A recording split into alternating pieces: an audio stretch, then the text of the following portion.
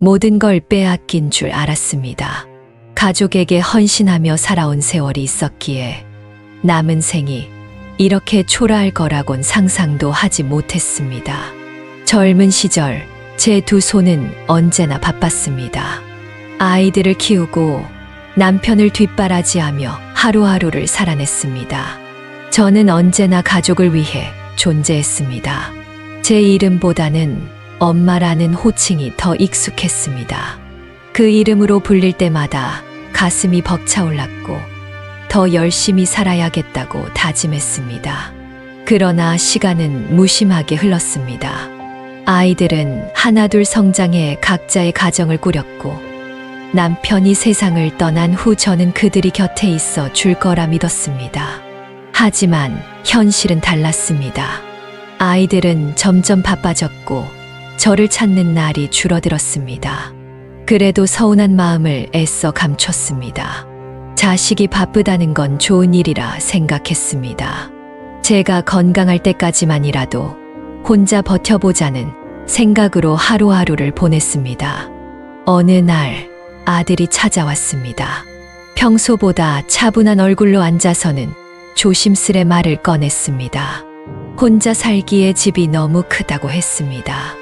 이제 정리할 때가 되지 않았느냐고 물었습니다. 처음엔 무슨 말인지 이해하지 못했습니다. 이 집에서 저는 오랜 세월을 보냈습니다. 남편과 함께 꾸려온 보금자리였고 자식들을 키운 공간이었습니다. 벽지 하나, 가구 하나에도 제 손길이 닿지 않은 곳이 없었습니다. 그런데 이제 와서 정리하라니 그날 이후 마음 한편의 불안이 자리 잡았습니다. 아이들이 다시 모였고 그들은 제 앞에서 심각한 표정을 지었습니다. 저는 무언가 잘못되었음을 직감했습니다. 큰아들은 집을 정리하고 작은 곳으로 옮기는 게 어떻겠냐고 다시 물었습니다. 경제적으로도 부담을 덜 수 있다고 했습니다. 딸은 조용히 앉아 있었지만 그 얼굴에는 미안함보다는 어색함이 비쳤습니다. 작은 아들은 제 눈을 마주치지도 못했습니다. 저는 애써 태연한 척했습니다. 하지만 마음속에서는 무너지는 소리가 들렸습니다. 그들이 원하는 것은 분명했습니다. 제 집을 정리하고 작은 공간으로 가는 것. 저는 오래전부터 알고 있었습니다. 이 집을 팔아야 한다면 결국 저는 혼자가 될 거라는 것을. 하지만 자식들에게 부담을 주고 싶지 않았습니다. 부모란 원래 그래야 하는 존재라고 생각했습니다. 그래서 조용히 도장을 찍었습니다. 며칠 후 집 문서를 다시 보았을 때야 저는 모든 걸 깨달았습니다. 제가 서명한 것은 단순한 위임장이 아니었습니다. 그것은 제 집을 아이들 명의로 넘기는 증여 계약서였습니다. 저는 속았습니다. 그리고 철저히 배신당했습니다. 하지만 그 순간에도 저는 그들에게 화를 내지 못했습니다. 내가 뭘 잘못했을까? 이 질문만이 머릿속을 맴돌았습니다. 집을 정리하는 날, 저는 익숙한 공간을 마지막으로 둘러보았습니다. 거실에는 아이들이 뛰놀던 흔적이 남아 있었고, 부엌에는 남편과 함께 했던 시간이 스며 있었습니다. 하나하나가 저의 인생이었지만, 이제는 모두 남의 것이 되었습니다. 마지막으로 문을 닫을 때, 저는 조용히 속삭였습니다. 잘 지내라, 내 집아. 저는 작은 원룸으로 향했습니다. 낯선 공간, 익숙하지 않은 침대, 그리고 깊은 정적. 그제야 실감이 났습니다. 저는 이제 혼자라는 것을. 그러나 그때는 몰랐습니다. 그 모든 것이 새로운 시작이 될 줄은. 저는 여전히 살아있고 앞으로의 날들을 다시 만들어가야 한다는 것을. 이곳에서 저는 다시 태어나게 될 것입니다. 나는 평생을 가족을 위해 살아왔습니다. 그 사실에는 한치의 거짓도 없습니다. 내 이름보다 엄마라는 이름이 더 익숙했고, 가정을 돌보는 것이 나의 가장 중요한 임무였습니다. 매일 아침이면 가족들의 끼니를 챙기고, 아이들의 옷을 손질하며 남편이 출근한 뒤에는 쉴 틈 없이 집안을 정리했습니다. 그런 일상이 반복되는 동안 나는 내가 무엇을 원하는 사람인지조차 생각할 겨를이 없었습니다. 남편은 성실한 사람이었습니다. 젊은 시절부터 억척스럽게 일하며 가족을 책임졌습니다. 하지만 그가 집안일에 깊이 관여하는 일은 드물었습니다. 우리 세대의 많은 여성들이 그러했듯 나 역시 가정을 돌보는 것이 당연한 의무라고 생각하며 살아왔습니다.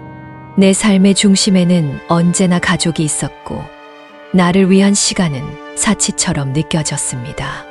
우리의 가정은 풍족하진 않았지만 따뜻했습니다. 큰아들이 태어났을 때 나는 세상을 다 가진 듯 행복했습니다.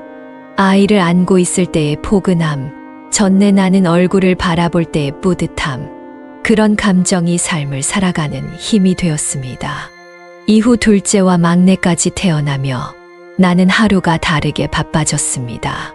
아이들이 뛰어노는 소리로 가득했던 집은 언제나 생기 넘쳤고 나는 그런 집이 너무나도 사랑스러웠습니다. 그러나 세월이 흐르며 가정의 모습도 서서히 바뀌었습니다. 아이들은 자랄수록 바깥 세상을 더 궁금해했고 집보다 학교와 친구들에게 관심을 두기 시작했습니다. 어느 순간부터는 내가 불러도 제대로 대답하지 않는 날이 많아졌고 함께했던 시간이 줄어들었습니다. 하지만 나는 그들이 성장하고 있다는 사실에 만족하려 했습니다. 부모가 된다는 것은 결국 자식을 세상에 내보내는 과정이라는 것을 알았기 때문입니다. 남편이 세상을 떠난 날, 내 삶도 함께 무너지는 줄 알았습니다. 언제나 강인한 모습으로 내 옆에 서 있던 사람이 더 이상 없다는 사실을 받아들이기 어려웠습니다. 장례식이 끝나고 사람들이 하나둘 떠난 뒤 나는 홀로 남아 텅 빈 방을 바라보며 한참을 울었습니다.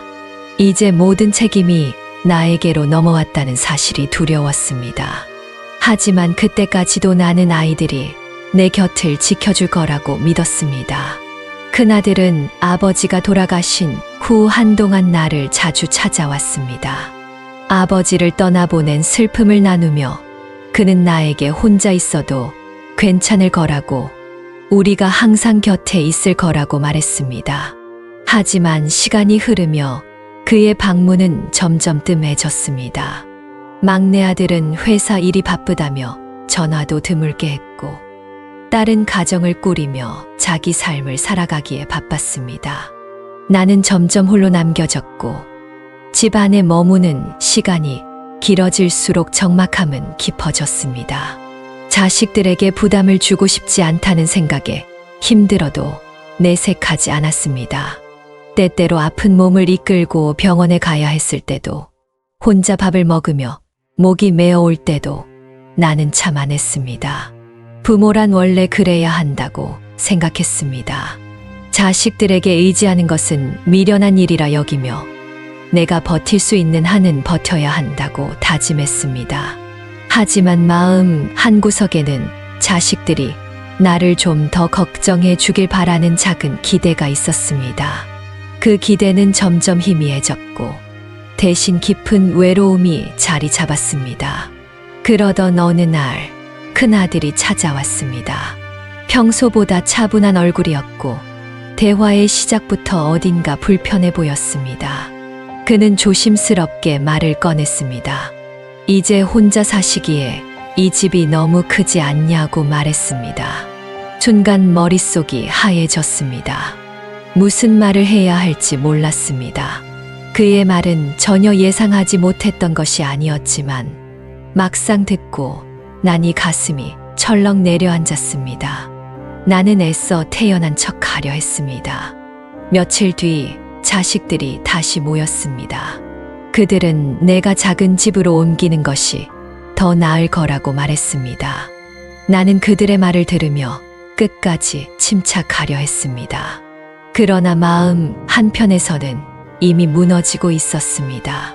그들은 마치 나를 걱정하는 듯 보였지만 그 속에 깔린 진짜 이유를 나는 알 수 있었습니다.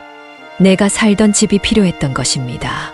자식들을 위해 평생을 살아왔지만 결국 나는 이렇게까지 되었구나 싶었습니다.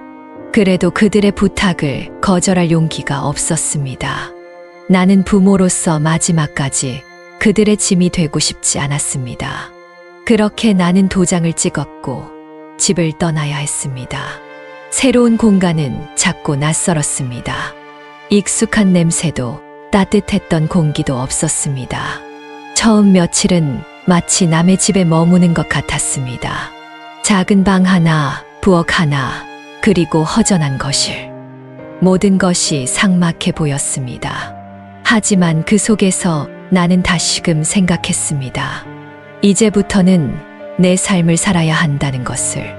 가족을 위해 살아온 지난날들과는 다른 나만의 시간을 가져야 한다는 것을. 그렇게 나는 새로운 시작을 해야 했습니다. 비록 낯설고 두려웠지만 나는 여전히 살아 있었습니다. 그리고 이 삶을 다시 만들어 나가야 했습니다.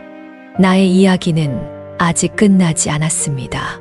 새로운 공간에서의 삶은 생각했던 것보다 훨씬 더 낯설고 버거웠습니다. 익숙한 집을 떠나 한평 남짓한 원룸에 발을 들인 순간 가슴이 무겁게 내려앉았습니다. 벽은 아무런 흔적도 남아있지 않았고 창문 밖 풍경마저도 이방인의 눈으로 바라보는 듯 했습니다. 처음에는 이것이 단순한 변화일 뿐이라며 스스로를 다독였습니다. 시간이 지나면 익숙해질 거라고, 새로운 생활에도 적응할 수 있을 거라고 애써 위로했습니다. 하지만 현실은 그렇게 쉽지 않았습니다. 아침에 눈을 뜨는 순간부터 밤이 깊어 잠들기까지 하루의 흐름이 전과는 너무도 달랐습니다. 예전에는 집안일로 하루가 어떻게 지나가는지 몰랐습니다.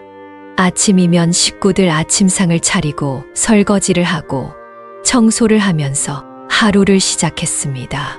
그런데 이제는 그럴 필요가 없었습니다. 혼자 먹는 밥상이었고 설거지는 단 몇 개의 그릇이면 충분했습니다. 부엌을 오가며 오랜 시간 음식을 준비할 일도, 남편과 아이들에게 맛있게 먹으라고 권할 일도 없었습니다. 그렇게 바삐 움직일 이유가 사라진 시간이 너무나도 무겁게 다가왔습니다. 밖에 나가보려고도 했습니다. 하지만 문을 열고 나설 때마다 어디로 가야 할지 막막함이 몰려왔습니다. 평생을 바쳐 살던 동네를 떠나 전혀 알지 못하는 거리에서 낯선 사람들 사이를 걷는다는 것이 쉽지 않았습니다. 익숙한 가게도 없었고 반갑게 인사를 나눌 이웃도 없었습니다. 내가 어디에 속해 있는지조차 모르겠다는 생각이 들었습니다.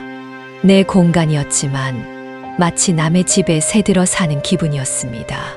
시간이 지날수록 사람을 그리워하는 마음은 더욱 커졌습니다. 예전에는 거실에서 TV를 틀어놓기만 해도 적적함이 덜했지만 이곳에서는 그것조차도 소용이 없었습니다. TV 소리가 아무리 크더라도 방 안은 여전히 고요했고 그 조용함이 오히려 마음을 더 외롭게 만들었습니다. 문득 거실에서 아이들이 뛰어놀던 소리가 떠올랐습니다. 큰아들이 장난감을 어질러 놓으면 그것을 치우며 웃곤 했습니다. 막내 아들이 어리광을 부리며 품에 안기면 그 작은 체온이 너무도 따뜻했습니다. 하지만 이제는 그 모든 것이 사라지고 없었습니다. 가끔 전화를 기다려보기도 했습니다. 하지만 전화기는 조용하기만 했습니다. 먼저 연락을 해볼까 싶었지만 괜히 자식들에게 부담이 될까 망설였습니다. 아이들이 바쁘다는 걸 알면서도 기다리는 마음을 접을 수가 없었습니다. 시간이 흐를수록 연락이 줄어들었고 한 달에 한 번 오는 안부 전화조차도 점점 짧아졌습니다. 통화가 끝난 후에도 휴대전화를 손에 꼭 쥔 채 멍하니 있었습니다. 기다리는 사람은 나뿐인데 저쪽에서는 그럴 필요조차 느끼지 않는 것 같아 씁쓸했습니다. 문득 이 상황이 언제부터 시작되었는지 곰곰이 생각해 보았습니다. 남편이 세상을 떠난 후 모든 것이 달라졌습니다. 그때부터 집 안에 깊은 적막이 깔렸고 아이들도 점점 바빠지며 내 곁을 떠나기 시작했습니다. 하지만 그땐 몰랐습니다. 시간이 지나면 자연스럽게 돌아올 거라고 믿었습니다. 그러나 이제는 그것이 착각이었다는 사실을 깨닫고 말았습니다. 어느 날 작은 거울을 보았습니다. 예전에는 그다지 신경 쓰지 않았던 주름이 깊어져 있었습니다. 머리카락도 성그러졌고 얼굴은 한층 야위어 보였습니다. 내 삶이 오롯이 가족에게 묶여있던 시간이 한눈에 보이는 것 같았습니다. 아이들을 위해 살아온 지난 세월, 그들은 나를 위해 무언가를 해준 적이 있었던가. 문득 그런 생각이 들었습니다. 스스로를 위해 살아본 적이 없었습니다. 늘 남을 먼저 챙기느라 내 자신을 돌보지 못했습니다. 그게 당연하다고 생각했지만 이제 와서 보니 나는 철저히 홀로 남겨졌습니다. 가족을 위해 모든 것을 희생했던 삶이 결국 이런 결말을 맞이할 줄은 몰랐습니다. 그러나 아무리 후회한들 돌이킬 수 없었습니다. 다시 과거로 돌아가 아이들을 더 의지하지 않게 살았더라면, 혼자 지낼 수 있는 힘을 길렀더라면 어땠을까 싶었습니다. 하지만 이미 아이들은 떠났고 나는 이제 혼자라는 현실을 받아들여야만 했습니다. 그날 밤 오랜만에 깊은 한숨을 내쉬었습니다. 창밖을 보니 달빛이 희미하게 방 안을 비추고 있었습니다. 너무도 조용한 밤이었고 이곳에서 맞이하는 첫 번째 외로운 밤이었습니다. 하지만 이 외로움이 끝이 아닐지도 모른다는 불길한 예감이 들었습니다. 이 외로움이 내 남은 생의 전부일지도 모른다는 두려움이 천천히 밀려왔습니다. 나는 그 두려움 속에서 살아남아야 했습니다. 더 이상 누구를 기다릴 수도 기댈 수도 없는 현실을 받아들여야 했습니다. 이 모든 것이 나의 선택은 아니었지만 결국 감당해야 하는 몫은 내 것이었습니다. 하지만 아직도 이 삶이 끝이 아니라는 것을 믿고 싶었습니다. 어딘가에서 나를 위한 길이 존재할 것이라는 작은 희망을 붙들고 싶었습니다. 어느새 작은 원룸에서 지낸 지도 몇 개월이 흘렀습니다. 처음에는 그저 적응하면 된다고 생각했지만 이 시간이 지날수록 외로움은 더욱 깊어졌습니다. 무심코 거울을 보면 익숙했던 내 모습이 사라지고 낯선 얼굴이 비쳤습니다. 눈가의 주름은 깊어졌고 머리카락은 성그러졌습니다. 어딘가에 부딪혀도 이제는 쉽게 아물지 않았습니다. 나는 점점 내가 혼자라는 사실을 피부로 느끼기 시작했습니다. 그동안 아이들에게 연락을 기다렸습니다. 하지만 전화기는 여전히 조용했습니다. 한 번은 참지 못하고 먼저 연락해 보았습니다. 하지만 돌아온 대답은 짧고 무성의했습니다. 엄마, 바빠서 나중에 연락할게. 그 짧은 한마디가 내 가슴을 찌르는 듯 했습니다. 예전에는 그렇게 애틋했던 아이들이 이제는 나를 귀찮은 존재로 여기는 듯 했습니다. 한때 모든 것을 걸고 키웠던 아이들이 이제는 나를 필요 없는 사람으로 취급하고 있었습니다. 나는 점점 지쳐갔습니다. 세상을 향한 문이 점점 닫히는 기분이 들었습니다. 외출을 해볼까도 생각했지만 문 앞에서 멈칫했습니다. 어디로 가야 할지, 누구를 만나야 할지 막막했습니다. 나와 함께했던 친구들은 각자의 삶을 살고 있었고 남편이 떠난 뒤 더 이상 기대할 사람이 없었습니다. 예전에는 가족이 내 세상의 전부였지만 이제는 아무도 남아있지 않았습니다. 그러던 어느 날 작은 마트에서 장을 보고 돌아오던 길이었습니다. 무거운 봉지를 들고 계단을 올라가던 중 갑자기 몸이 휘청였습니다. 순간적으로 눈앞이 흐려지고 다리가 풀리는 듯 했습니다. 나는 가까스로 벽을 붙잡았지만 손에서 봉지가 떨어지고 말았습니다. 과일과 채소들이 바닥을 굴러갔고 비닐봉지는 찢어졌습니다. 잠시 멍하니 바라보다가 그제야 힘겹게 몸을 숙였습니다. 하지만 손을 뻗는 순간 온몸이 떨리고 손끝까지 힘이 빠져나가는 느낌이 들었습니다. 나는 처음으로 깨달았습니다. 이제는 단순한 외로움이 아니라 생존의 문제라는 것을. 집으로 돌아오는 길이 한없이 길게 느껴졌습니다. 문을 열고 들어서자마자 나는 주저앉았습니다. 손이 떨리고 숨이 가빠졌습니다. 이 작은 공간에서 홀로 쓰러진다면 누가 나를 발견할까? 한참을 앉아 있다가 겨우 몸을 일으켰습니다. 그날 밤은 한숨도 잘 수 없었습니다. 어둠이 밀려오고 그 속에서 나는 처음으로 깊은 공포를 느꼈습니다. 그날 이후 나는 예전처럼 하루를 살아갈 수 없었습니다. 손이 떨리는 것이 신경 쓰였고 계단을 오를 때마다 조심스러워졌습니다. 무거운 짐을 들 때마다 혹시 또 쓰러지지는 않을까 걱정했습니다. 하지만 더 큰 문제는 마음속 깊은 곳에서부터 올라오는 허탈감이었습니다. 나는 평생 가족을 위해 살았지만 지금 내 곁에는 아무도 없었습니다. 혹시라도 무슨 일이 생긴다면 나는 어떻게 해야 할까? 아픈 몸을 이끌고 병원에 가야 할 때 손을 잡아줄 사람 하나 없다는 것이 나를 더욱 절망하게 만들었습니다.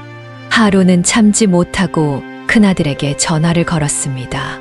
이번에는 전화를 받았지만 여전히 바쁘다는 말뿐이었습니다. 결국 나는 용기를 내어 말을 꺼냈습니다. 아들, 엄마가 요즘 몸이 좀 안 좋아. 하지만 돌아온 대답은 차가웠습니다. 엄마, 병원 가봐. 요즘 다들 바쁘잖아. 그 말을 듣는 순간 나는 더 이상 아무 말도 할 수 없었습니다. 가슴이 먹먹해졌고 눈앞이 흐려졌습니다. 결국 나는 조용히 전화를 끊었습니다. 그날 밤 깊은 절망감 속에서 무언가 결심하게 되었습니다. 이렇게 살다가는 안 되겠다고, 이제는 나를 위해 살아야겠다고. 나는 평생을 자식들에게 기대며 살았지만 이제는 그 기대를 내려놓아야 했습니다. 그렇다고 내 삶이 끝난 것은 아닐 것입니다. 아직은 내가 걸어가야 할 길이 남아 있을 것입니다. 이제는 내가 나를 위해 살아야 한다는 것을, 그 사실을 인정해야만 했습니다. 하지만 머리로는 그렇게 생각하면서도 마음은 쉽게 따라주지 않았습니다. 오랜 세월 가족을 위해 헌신하며 살아왔기에 이제 와서 혼자 살아가야 한다는 것이 두려웠습니다. 내 삶을 새롭게 만들어 나간다는 것이 막막하게만 느껴졌습니다. 그러나 다른 선택지는 없었습니다. 아무도 나를 챙겨주지 않는다면 스스로를 챙기는 법을 배워야 했습니다. 그렇게 나는 내 인생을 다시 시작할 결심을 하게 되었습니다. 결국 나는 결심했습니다. 더 이상 이렇게 살면 안 된다는 생각이 들었습니다. 외로움에 잠식되고 누구를 기다리며 하루를 보내는 삶이 아닌 내가 주체가 되는 삶을 살아야 한다는 사실을 깨달았습니다. 하지만 어디서부터 시작해야 할지 막막했습니다. 오랫동안 남을 위해 살아왔기에 나 자신을 위해 사는 법을 잊고 있었습니다. 하루는 거울을 들여다보았습니다. 한때 아이들에게 모든 것을 내어주었던 손, 이제는 주름이 가득한 얼굴, 그리고 나이 든 자신의 모습이 비쳤습니다. 나는 그제야 깨달았습니다. 내 삶은 아직 끝나지 않았고 나 자신을 위해 무언가를 해야 한다는 것을 말입니다. 나는 작은 용기를 내어 밖으로 나갔습니다. 오랫동안 발길을 끊었던 공원으로 향했습니다. 사람들은 저마다의 삶을 살아가고 있었고 아이들이 뛰어놀고 있었습니다. 나는 그저 벤치에 앉아 바람을 맞으며 오래된 시간들을 떠올렸습니다. 그렇게 조금씩 세상과 다시 연결될 준비를 했습니다. 며칠 후 지역 복지관을 찾았습니다. 그곳에서 동년배 사람들과 함께할 수 있는 프로그램이 있다는 이야기를 들었습니다. 나는 한참을 고민하다가 조용히 강의실 문을 열었습니다. 그 안에는 나와 비슷한 나이의 사람들이 모여 있었습니다. 그들은 모두 자신만의 이야기를 가지고 있었고 각자의 이유로 새로운 삶을 찾고 있었습니다. 나는 한글 교육 봉사 프로그램에 등록했습니다. 처음에는 낯설었지만 점차 아이들에게 글을 가르치는 일이 즐거워졌습니다. 문득 나도 누군가에게 필요한 존재라는 사실이 새삼 기쁘게 다가왔습니다. 그리고 그 속에서 나는 더 이상 외롭지 않다는 것을 깨닫게 되었습니다. 그곳에서 나는 새로운 친구들을 만났습니다. 그들과 함께 차를 마시고 소소한 이야기를 나누는 시간이 점점 즐거워졌습니다. 그들은 내 아픔을 이해했고 같은 경험을 공유했습니다. 그들과 함께하는 시간이 쌓이면서 나는 점점 더 강해지고 있었습니다. 시간이 지나면서 나를 외면했던 자식들이 다시 연락을 해왔습니다. 처음에는 무심하게 지나쳤지만 그들의 목소리에서 조금씩 변화가 느껴졌습니다. 한동안 연락을 끊고 지내던 내가 오히려 자식들에게 궁금한 존재가 된 것이었습니다. 엄마, 요즘 뭐 하고 지내세요? 라는 질문을 받을 때마다 나는 웃으며 대답했습니다. 이제야 내 삶을 살고 있다고 말입니다. 그러던 어느 날 큰아들이 찾아왔습니다. 그동안 연락이 뜸했던 그가 어색한 표정으로 내 앞에 서 있었습니다. 그는 어쩐지 달라 보였습니다. 예전에는 나를 당연한 존재로 여겼던 그가 이제는 조심스럽게 말을 걸었습니다. 엄마, 요즘 어떻게 지내세요? 그 질문이 어찌나 낯설고도 반갑던지 나는 미소를 지으며 대답했습니다. 아주 잘 지내고 있다고. 그날 이후 나는 자식들에게 더 이상 의지하지 않았습니다.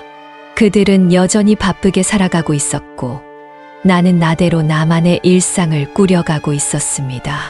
더 이상 누군가에게 기대며 살 필요가 없었습니다. 오히려 내가 나 자신을 책임지는 것이 더 편했습니다. 나는 다시 살아가기로 했습니다. 남편을 잃고 아이들에게 의지하며 살았던 지난 시간들이 더 이상 나를 올가매지 않도록 말입니다. 비록 나이를 먹었지만 여전히 나에겐 할 수 있는 일이 남아 있었습니다. 이제는 홀로 서기를 해야 할 때였습니다. 나는 나 자신을 위해 살아가기로 했습니다. 더 이상 외로움에 사로잡히지 않고 하루하루를 의미 있게 보내기로 다짐했습니다. 이제야 비로소 나는 진정으로 내 삶을 살고 있습니다. 오랜 세월 동안 나는 가족을 위해 살아왔습니다. 나를 위한 삶이라는 것이 무엇인지 생각할 여유도 없이 자식들의 행복과 안정을 최우선으로 두고 하루하루를 살아왔습니다. 그들이 잘 되기를 바랐고 조금이라도 더 나은 삶을 살 수 있도록 나 자신을 희생하는 것이 당연하다고 믿었습니다. 하지만 이제야 깨달았습니다. 인생은 남을 위해서만 존재하는 것이 아니라는 사실을 말입니다. 어느 날 문득 지금까지 걸어온 길을 돌아보았습니다. 젊은 시절 나는 가족을 위해 온 힘을 다해 살아왔습니다. 하지만 아이들이 성장하고 자신의 가정을 꾸리면서 나는 점점 그들의 삶에서 멀어졌습니다. 그리고 어느 순간부터는 나 자신을 돌보는 방법조차 잊고 있었습니다. 가족을 위한 삶은 내게 보람이었지만 그 과정에서 나는 내 자신을 잃어버렸던 것입니다. 그러나 이제는 다릅니다. 나는 더 이상 과거에 머무르지 않기로 했습니다. 한때 내게 전부였던 것들이 이제는 내 곁을 떠나갔고 나는 그것을 자연스러운 흐름으로 받아들이기로 했습니다. 가족이 내 삶의 이유였던 시절도 있었지만 이제는 나 자신을 위해 살아야 하는 시기라는 것을 깨달았습니다. 나는 여전히 아침이면 눈을 뜨고 하루를 살아갑니다. 예전처럼 가족을 위해 분주하게 움직이지 않아도 됩니다. 오히려 내 하루를 어떻게 보낼지 천천히 계획할 수 있는 시간이 생겼습니다. 아침이면 천천히 차를 끓이고 따뜻한 햇살이 들어오는 창가에 앉아 책을 펼칩니다. 그렇게 조용한 시간을 즐기면서 비로소 나를 위한 삶이 어떤 것인지 느끼게 되었습니다. 이제 나는 외로움을 두려워하지 않습니다. 오히려 그 외로움이 내 삶을 다시 돌아보게 만들었습니다. 혼자라는 것이 고독일 수도 있지만 나를 위한 시간이 될 수도 있다는 사실을 깨닫게 되었습니다. 한때는 다른 사람의 기대에 맞추어 살아왔다면 이제는 내 스스로를 위해 무언가를 해야 할 때라는 걸 알았습니다. 나는 작은 것부터 시작했습니다. 한때는 당연하다고 여겼던 것들을 다시 하나씩 되찾아갔습니다. 오랜만에 취미였던 뜨개질을 다시 시작했고 가끔은 혼자 영화를 보러 가기도 했습니다. 도서관에 가서 예전에 좋아했던 책들을 찾아 읽고 동네 공원을 산책하며 자연의 변화에 귀를 기울였습니다. 그렇게 하루하루를 보내면서 나는 내 안의 공허함이 점차 채워지는 것을 느꼈습니다. 그러던 어느 날 오래전 연락이 끊겼던 친구에게서 전화가 왔습니다. 반가운 목소리를 들으니 마음이 따뜻해졌습니다. 우리는 오랜만에 만나기로 했고 서로의 근황을 이야기하며 웃을 수 있었습니다. 나만 힘든 줄 알았지만 친구도 같은 고민을 하고 있었습니다.